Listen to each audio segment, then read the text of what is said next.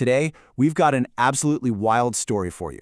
It's about a saint named Śrāṅga Ṭhākura, whose life was completely turned upside down by a vow he never wanted to make, a miracle that defied death itself, and a legacy you can still see and touch today.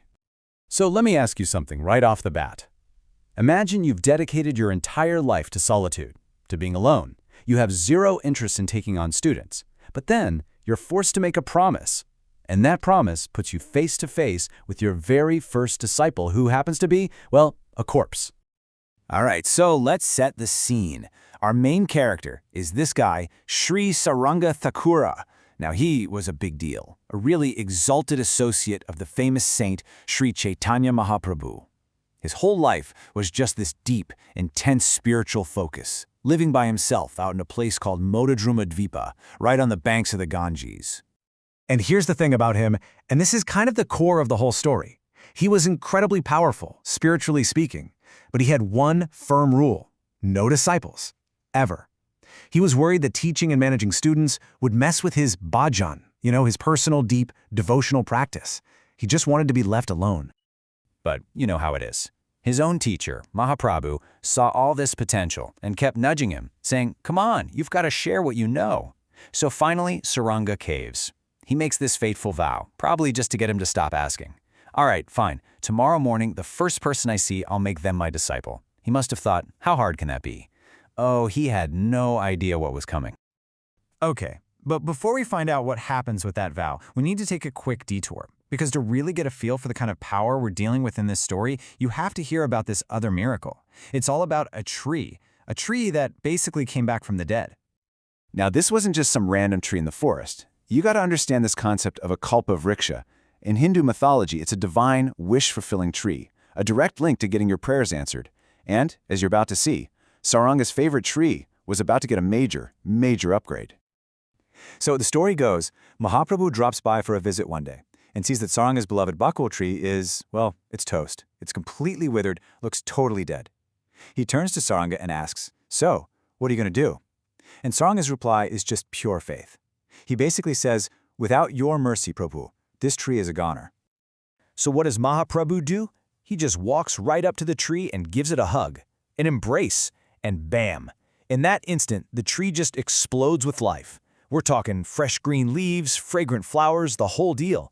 And the craziest part? People say that exact same tree is still alive and thriving today, hundreds of years later. Talk about a living monument. Okay, so with that image of life-giving power fresh in your mind, let's get back to Śrāṅga's impossible vow. Remember, he promised to accept the first person he saw. The universe, it seems, has a pretty wicked sense of humor and was about to seriously test the definition of the word person. The next morning comes. Śrāṅga goes down to the Ganges for his daily bath. He steps into the water, and the first thing he bumps into? Not a person.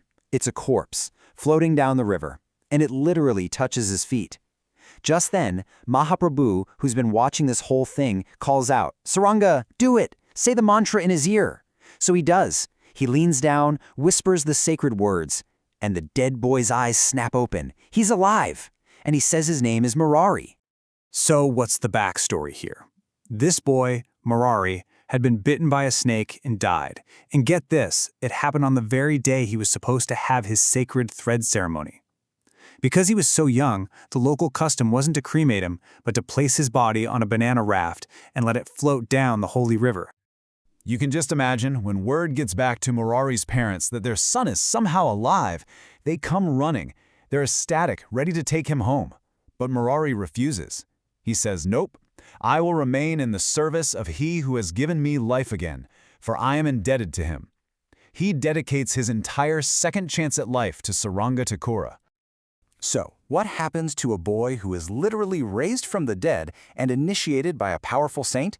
He doesn't just become a regular disciple. No way. He transforms into something else. Something powerful, unpredictable, and frankly completely wild. It's like that experience just radically rewired his entire being. And we have these accounts from an old scripture, the Chaitanya Bhagavat, that are just mind-blowing.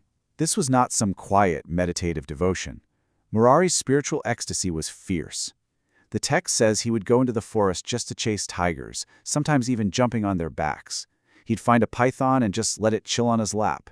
His spiritual energy was so intense that even these dangerous animals just became totally calm around him. And it didn't stop there.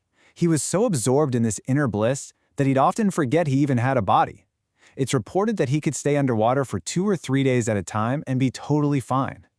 His spiritual activities were described as imperceivable, which is just a way of saying that a normal person couldn't even begin to wrap their head around what was going on with him. Now, in this spiritual tradition, great saints like Śārṅga Ṭhākura aren't just seen as ordinary people who became holy. They're understood to be eternal personalities who come down from the spiritual world.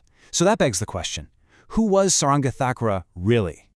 Well, there were a couple of main theories floating around. Some people thought he might be an incarnation of Prahlāda Maharaj, that famous devotee prince, but the theory that really stuck, the one that's confirmed in the authoritative texts and was accepted by the other major saints, is that he was actually Nandimukhi Devi, one of the gopis, the sacred cowherd maidens from Lord Krishna's own eternal pastimes. Now here's what makes this story so powerful. It's not just some legend from an ancient book. It left behind a physical, tangible legacy, a legacy that you can actually go and visit for yourself, even today. The temple that Śārṅga Ṭhākura established, it's still standing in a place called Mamgachi. The very deities that he personally worshipped, they're still there, being cared for every single day. And yes, that miraculous bakul tree, the one that was brought back to life with the hug, it's still there, still growing. There's even a spiritual lineage of disciples that traces directly back to him in that region. It's an unbroken link to these unbelievable events. When you really get down to it, the story of Śārṅga Ṭhākura and Murāri is just filled with things that defy all rational explanation. It leaves us with this big question to chew on. In this world of vows and devotion and divine power, where does it all come from? Do these incredible miracles happen to create faith in people, or is it that deep, unshakable faith that actually creates the space for miracles to happen in the first place? Something to think about.